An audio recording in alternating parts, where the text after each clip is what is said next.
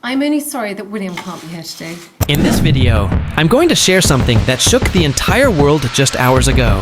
What happened to Prince William that made Catherine break down in tears? Why did the palace release an emergency statement at dawn? And how did this one night change everything for the royal family?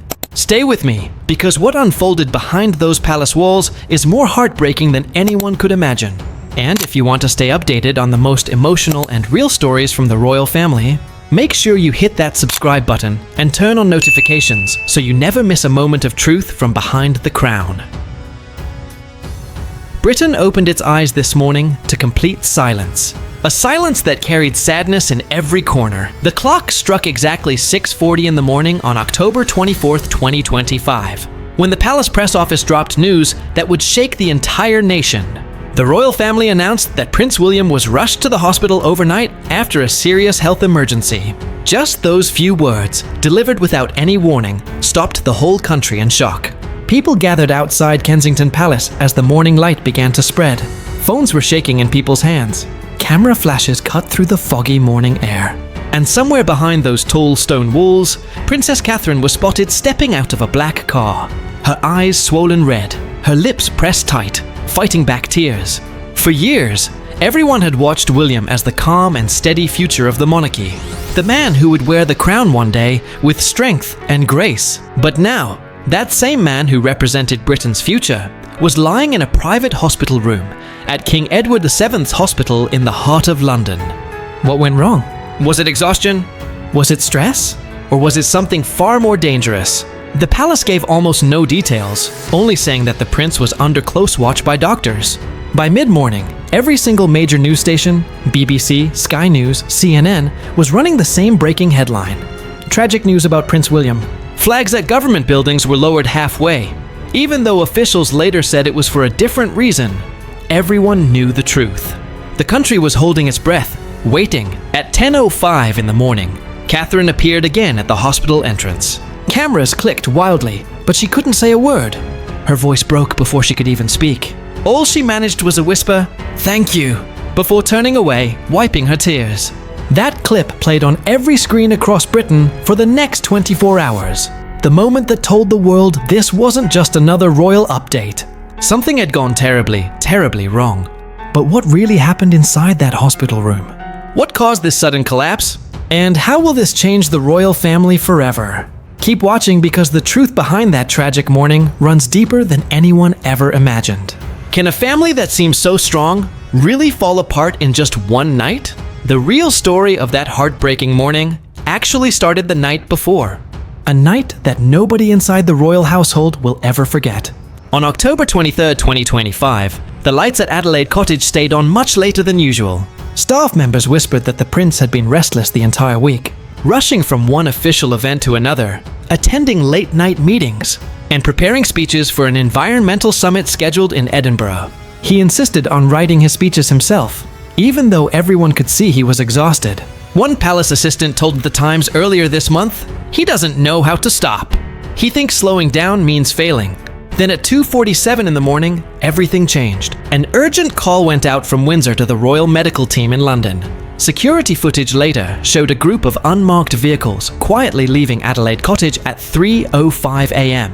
Lights turned off, moving quickly through the thick fog. The Prince of Wales was inside, pale and barely moving, his breathing slow and shallow. Catherine sat beside him the entire drive, holding his hand tightly, never letting go.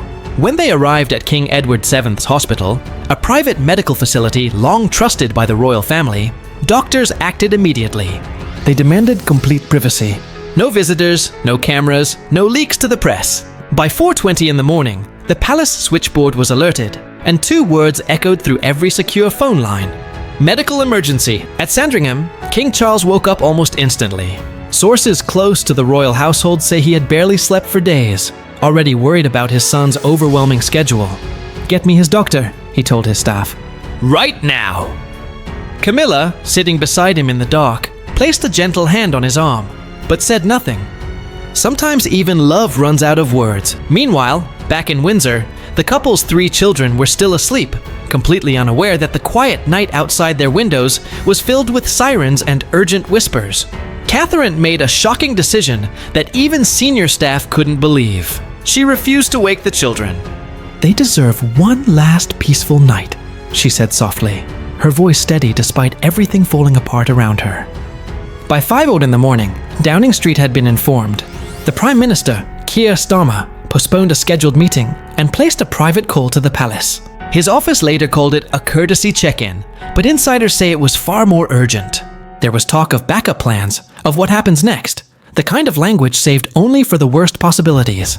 In those early morning hours, as London slept, small details painted a heartbreaking picture. A cup of tea sat untouched beside William's desk at Kensington Palace. His laptop was still open to a draft speech titled, "The Strength to Endure." That file, staff members said, had been updated the night before at 10:42 p.m., just 3 hours before the emergency call went out. By sunrise, Clarence House was surrounded by reporters. Cameras pointed at every car that passed, desperate for any confirmation. Inside, palace officials carefully wrote the statement that would soon reach every corner of the world. At exactly 6:40 in the morning, the official announcement went public. His Royal Highness, the Prince of Wales, was admitted to hospital overnight following a serious health episode. He remains under close medical supervision. Behind those carefully chosen words lay panic, exhaustion, and fear. Within minutes, BBC and Sky News interrupted their regular programs, cutting to live helicopter shots of the hospital rooftop. The royal press team switched into crisis mode, with every single word of every update reviewed by 3 different people, then read aloud twice before being released. Nobody wanted another communication disaster. For the staff inside King Edward VII's Hospital, the atmosphere was deeply quiet and tense. Nurses moved softly through the hallways. Only the hum of medical machines filled the silence. Catherine stayed by her husband's side, refusing to leave, even when doctors begged her to rest. "He's always been my calm," she reportedly whispered to a nurse. "Now I have to be his." At 6:38 in the morning, the first ambulance siren of the day echoed through Marylebone, marking the start of another ordinary London morning. But for the royal family, the night had changed everything forever. It was the moment when royal duty gave way to human vulnerability, when the crown's next heir became simply a man fighting to hold on. And by the time the world heard the news, the palace was already preparing for something far more complicated than just a medical update. If this was your family, would you have made the same choices Catherine did that night? By sunrise, a cold silence hung over London, not the peaceful kind, but the kind born from fear. The streets around King Edward VII's Hospital filled quickly with reporters, tourists, and local people clutching coffee cups, all staring up at the tall white building, as if waiting for some kind of sign. Nobody spoke louder than a whisper. They were all waiting for Catherine.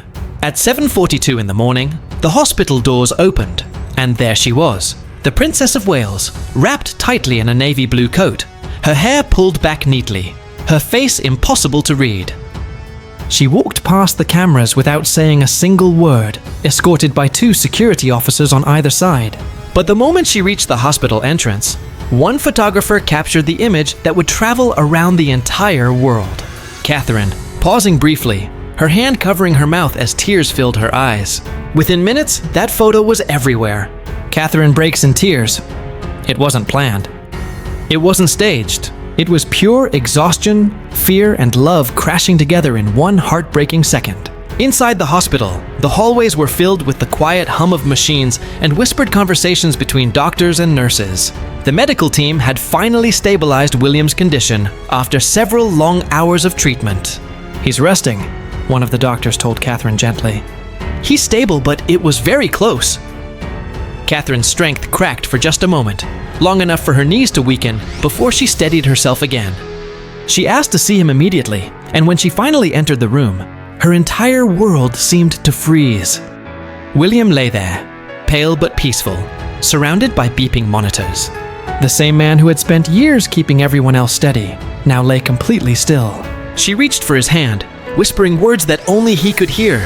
"You promised we'd grow old together," she murmured softly. "Don't you dare go somewhere I can't follow." Outside the hospital, the press continued their watch. BBC interrupted its regular programming, running the bold headline, "Prince William hospitalized. Nation in shock."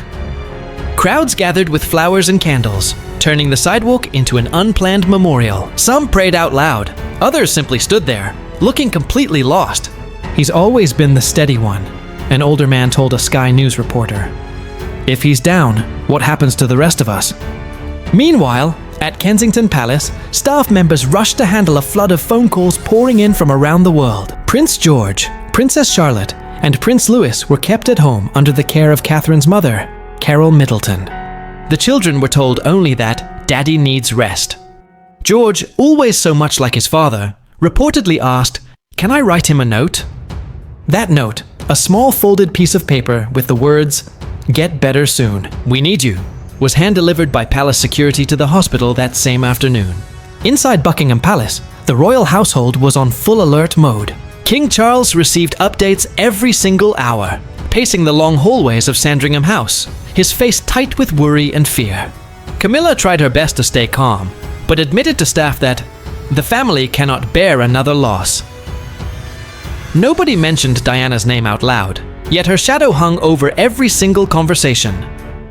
As the hours stretched into late morning, wild rumors began spreading everywhere.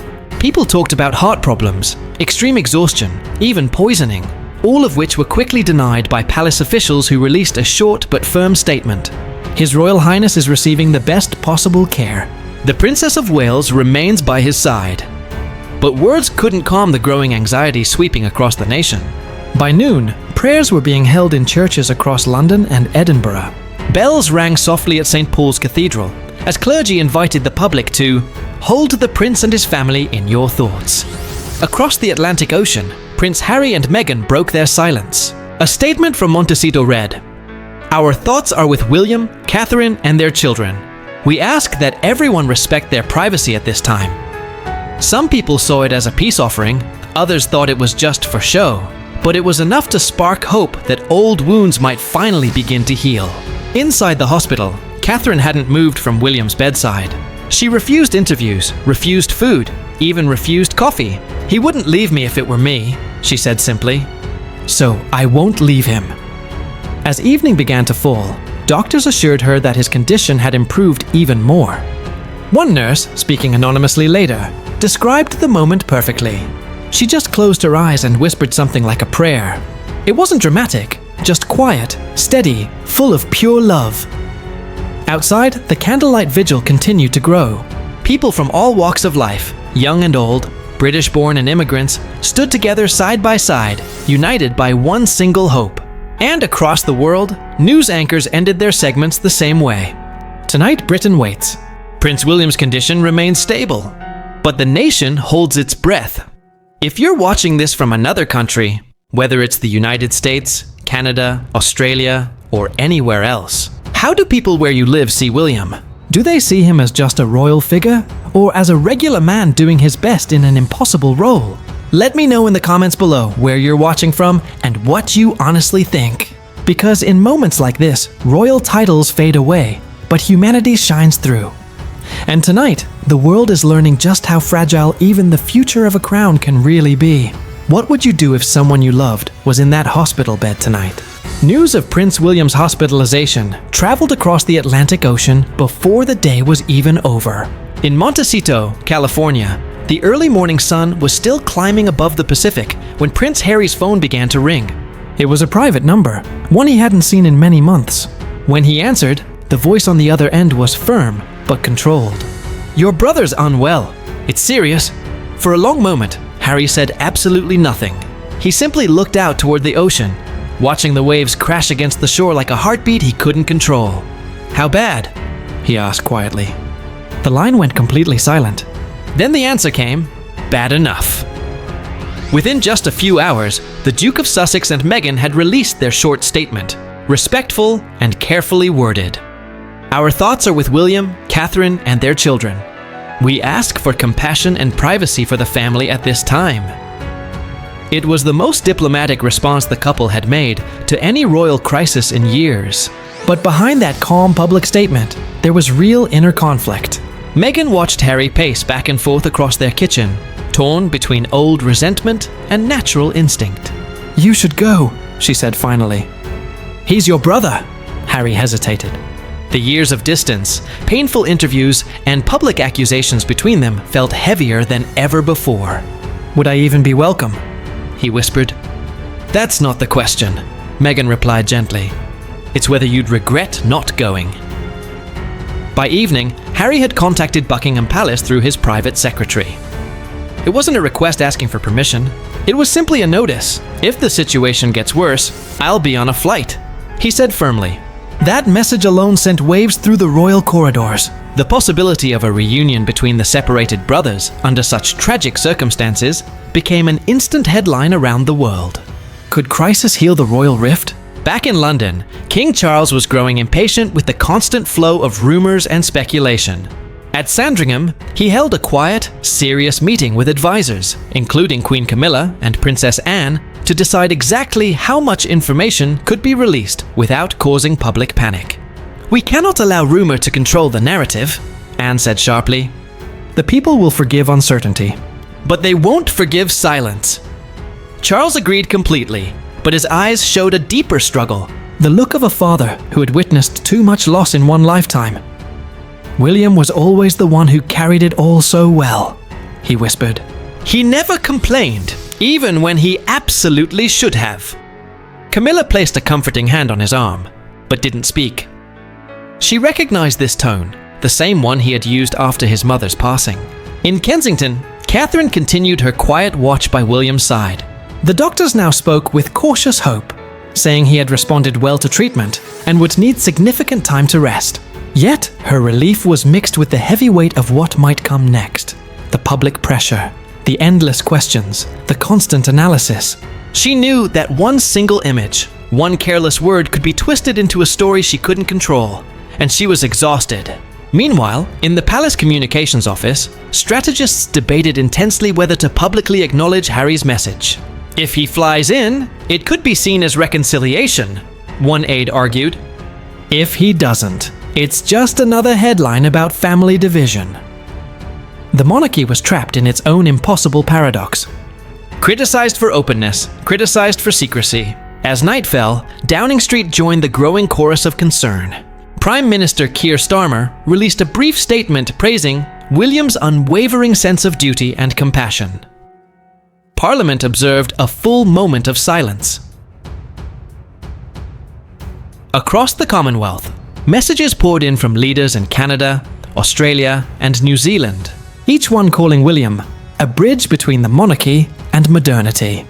And yet, in all that noise and attention, the most powerful voices came from ordinary, everyday people. Outside the hospital gates, someone had carefully pinned a handwritten note that read, "We don't need a king or prince today, just a husband and father who recovers." That simple sentiment resonated deeply, even with those working inside the palace walls. Anne, ever the realist, told a close aide, "This might be the moment that reminds us all why we're actually here. Not for crowns and ceremonies, but for continuity and family." That night, the television coverage completely shifted its tone. What had started as urgent breaking news was now being treated like a national vigil. BBC anchors spoke in hushed, respectful voices. Even entertainment networks replaced their usual programs with emotional retrospectives on William's life and years of service. In Windsor, Prince George asked his grandmother why so many people were lighting candles outside their home. Carol Middleton, struggling to find the right words, answered gently, "Because your father means a great deal to so many people, and when people truly care, they light candles to show they're thinking of you." Back in Montecito, Harry stared at his phone screen, refreshing news updates every few minutes. Meghan brought him tea and sat beside him in complete silence.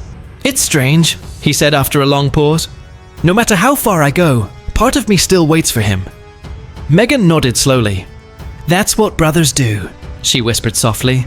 The ocean outside their window shimmered quietly under the California moon, vast and endless. And in that distance, Harry felt both the crushing weight of separation and the faint, fragile pull of reconciliation. At 2:30 in the morning London time, a new report reached the palace. William's vital signs had stabilized significantly. Catherine was still right there at his side, holding his hand tightly as monitors hummed softly in the darkness. When the doctor finally stepped out of the room, she allowed herself a breath of relief for the first time. For the first time in 48 long hours, the monarchy exhaled. But even as hope slowly returned, nobody inside those ancient palace walls could ignore what the world had just witnessed. That for all the grand ceremony, all the power and tradition, the royal family was still just a family, bound not by royal duty, but by love, fear, and fragile forgiveness. And perhaps, just perhaps, this moment of tragedy might become the bridge the brothers had desperately needed all along. Do you think family bonds can truly survive years of distance and pain? By mid-morning on October 25th, 2025, Britain found itself united in a rare, almost sacred stillness, a kind of collective pause that went beyond politics, social class, and personal opinion.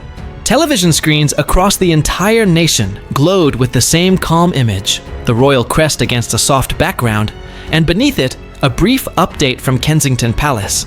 His Royal Highness the Prince of Wales remains in stable condition following intensive overnight treatment. He continues to rest comfortably under close medical supervision.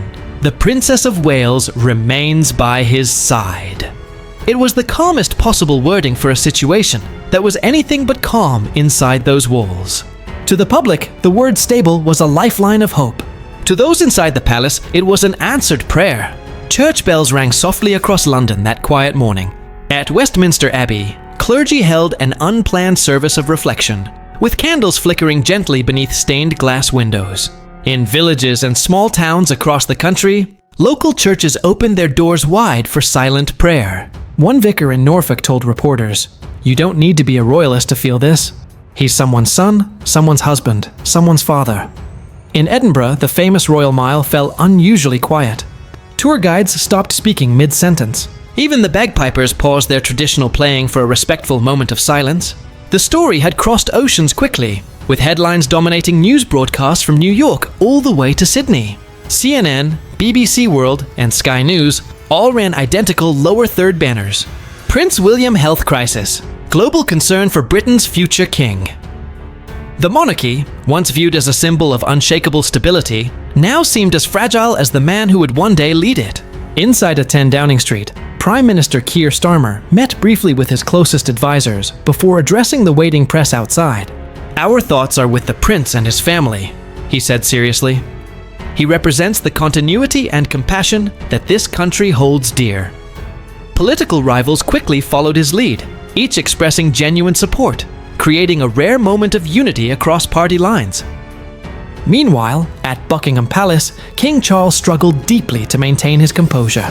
"He'll be fine," he repeated to staff members, though his exhausted tone betrayed his true feelings. Camilla gently insisted he rest, but he refused completely. "When you're a father, you don't rest until your child is safe," he said softly.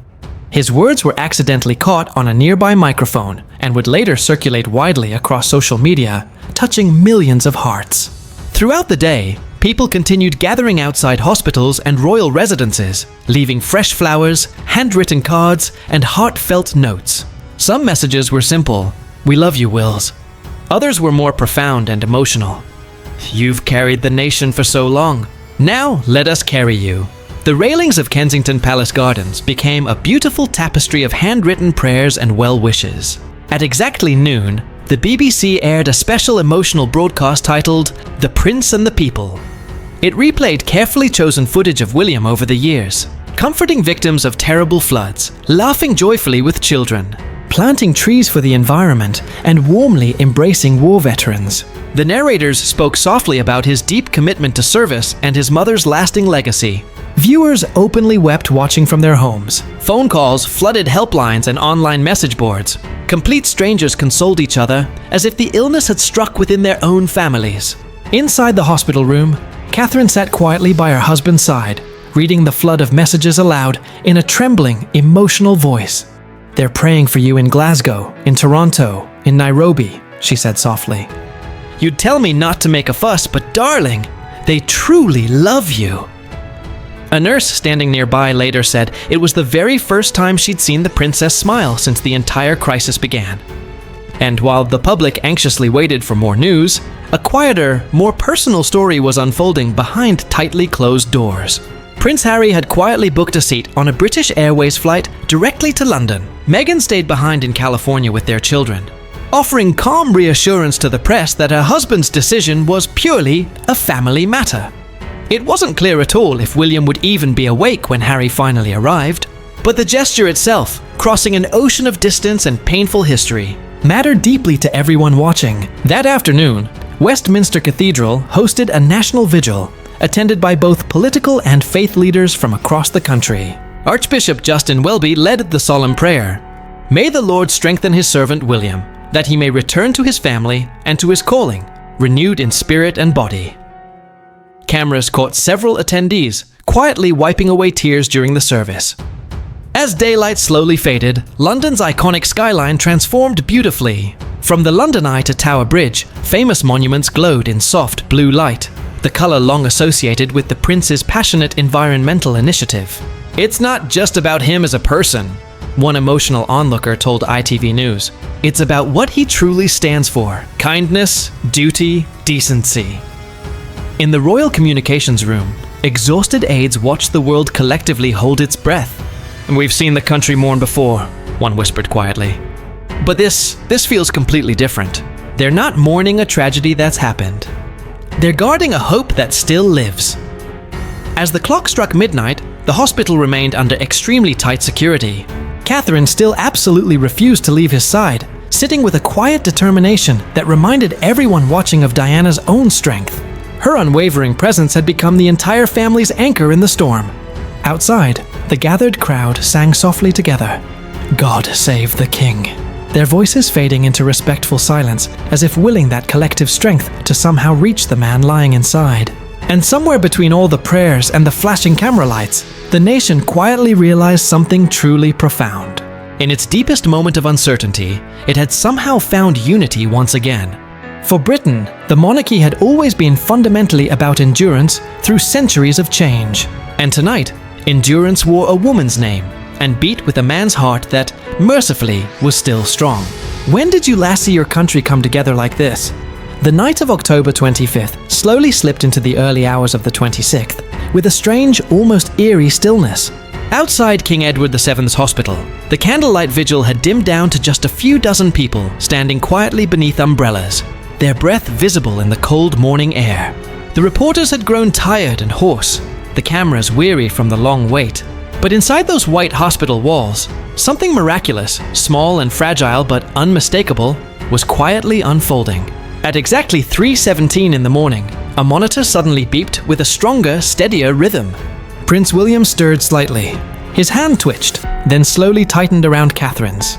The nurse on duty glanced up sharply from her station and froze for a heartbeat before calling out softly, "Your Royal Highness." Catherine looked up instantly, her eyes wide with disbelief and hope. The doctor rushed into the room, quickly checking vital signs, whispering something that made her hand fly to her mouth in shock. "He's waking up," he said quietly. She leaned forward immediately, tears breaking silently down her face. "William," she whispered desperately. "It's me. You're safe now." His eyelids fluttered open slowly, unfocused at first, but aware, and the faintest smile ghosted softly across his pale lips. It lasted only a few precious seconds before exhaustion pulled him back under, but that tiny flicker was more than enough. Catherine bowed her head low, pressing her forehead gently against his hand, whispering a prayer of deep gratitude that no microphone would ever capture. By dawn, word finally reached Clarence House and Buckingham Palace. A trusted courier personally delivered the news to King Charles, who closed his eyes for a long, emotional moment before murmuring softly, "Thank God." Queen Camilla, who had visibly aged through the entire ordeal, reached gently for his hand. "You see," she said softly with relief, "resilience runs deep in this family." The palace released a cautiously hopeful update at exactly 8 in the morning. His Royal Highness is awake and responding well to treatment. His physicians remain encouraged by his progress. It was the very first hopeful line released since the entire crisis had begun days earlier. The announcement rippled through the country like warm sunlight finally breaking through dark storm clouds. At Downing Street, Prime Minister Keir Starmer paused mid-meeting to smile genuinely at the news. "Britain can finally breathe again," he said quietly to his aides. On the historic steps of Westminster Abbey, where candles still burned brightly, the Dean told gathered congregants, "Hope, much like faith, is something we must practice even when it feels completely impossible." Catherine, though utterly exhausted, still refused firmly to leave her husband's side. She answered a brief call from King Charles, who asked anxiously how his son was doing. "He smiled at me," she said, her voice trembling with emotion. "Just for a second, but it was real, and it was him." The king, who had spent the previous sleepless night pacing the long halls of Sandringham, broke into tears. "You've done exactly what your mother would have done," he said quietly, his voice breaking. "You stayed when it mattered most." By midday, Prince Harry's plane touched down at Heathrow Airport under extremely tight security. He slipped quietly through the VIP terminal without photographers catching him, heading straight to the hospital. Palace sources later confirmed that Catherine had personally approved the visit herself. "He's his brother," she told aides simply. "That's all that truly matters right now." When Harry finally entered William's private hospital room, the air felt thick with unspoken memories, shared childhood moments, buried resentments, and the shadow of a mother they both still deeply mourned. He stood silently beside the bed, completely unsure what to say after so many years apart. "You don't have to talk," Catherine whispered gently. "Just be here with him." And so he simply was.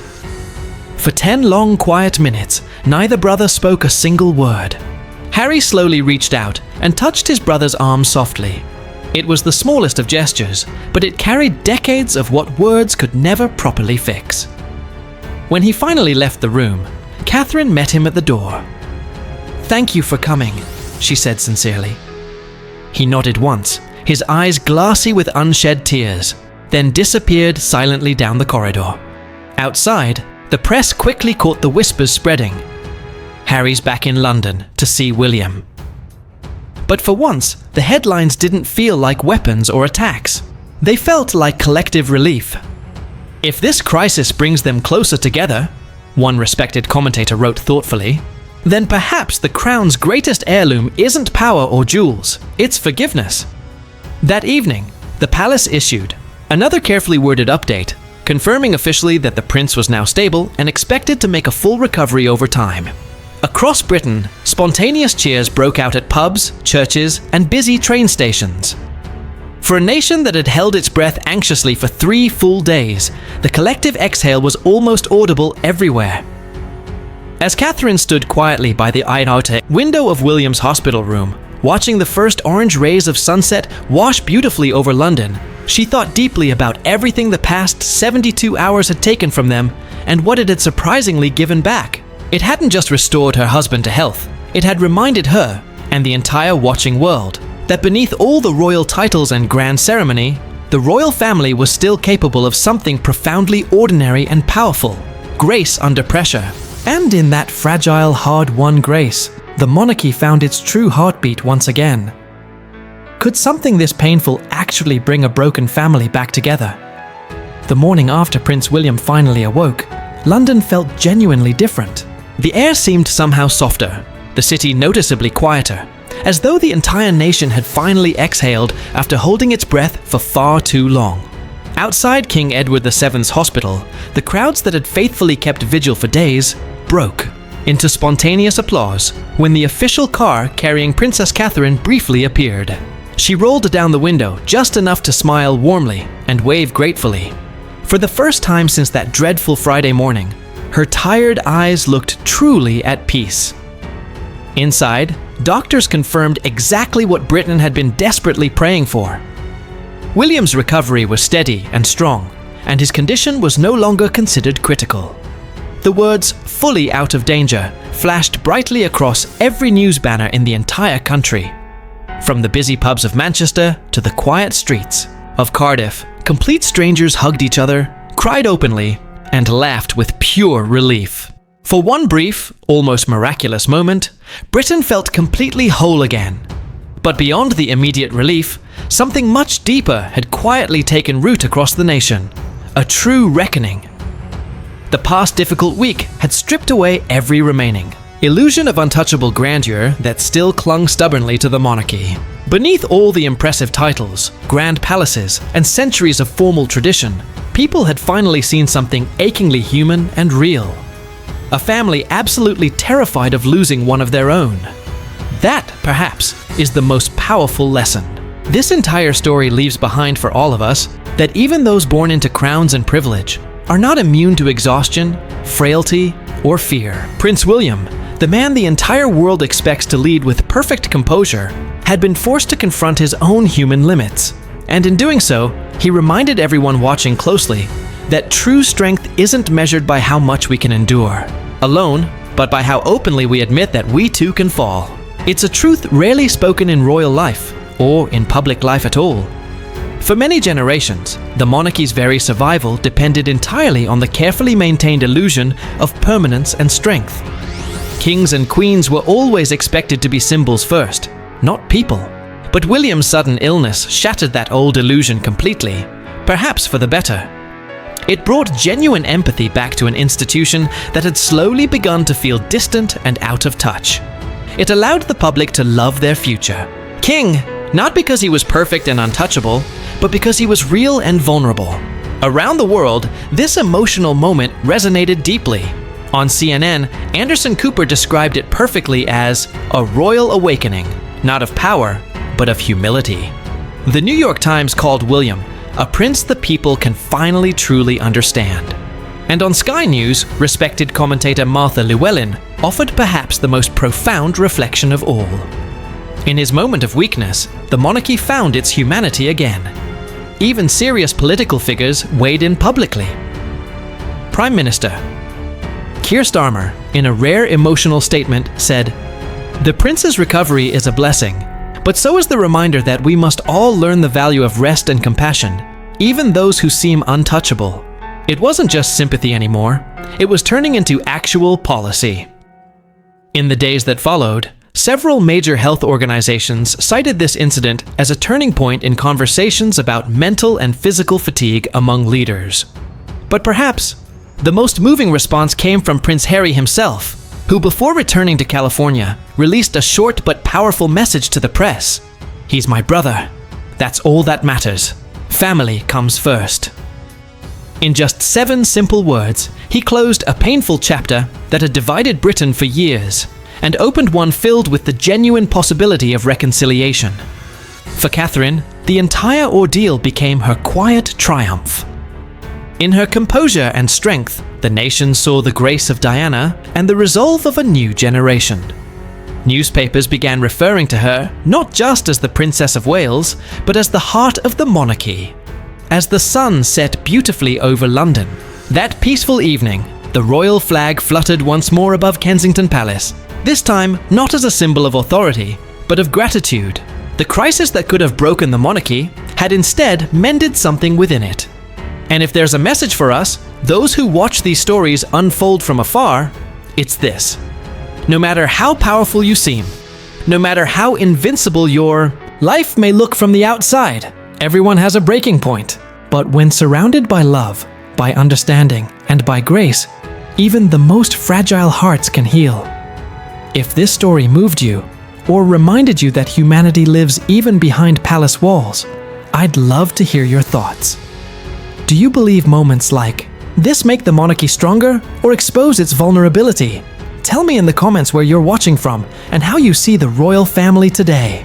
And don't forget, if you believe in stories that reveal the people behind the crowns, make sure to like this video, leave your thoughts below, and subscribe for more royal insights and emotional true stories from behind the palace gates. Because the crown may glitter under the lights of history, but it's the human heart beneath it that truly keeps the monarchy alive. What does this story teach you about your own family?